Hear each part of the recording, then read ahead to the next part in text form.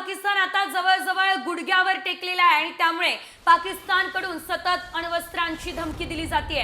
मात्र जर पाकिस्ताननं अण्वस्त्र वापरण्याचा विचार केला आणि त्यासाठी हालचाली केल्या तर अमेरिका सारखे देश यामध्ये हस्तक्षेप करणार आहे आणि भारताला कळताच भारत पाकिस्तानला संपवण्याची ताकद ठेवतो, अशी माहिती निवृत्त लेफ्टनंट कर्नल सतीश जगे यांनी दिली आहे। भारताकडे देखील अनेक मोठे क्षेपणास्त्र आहेत, शस्त्रसाठा आहे। भारत चोख प्रत्युत्तर देण्यास तयार आहे।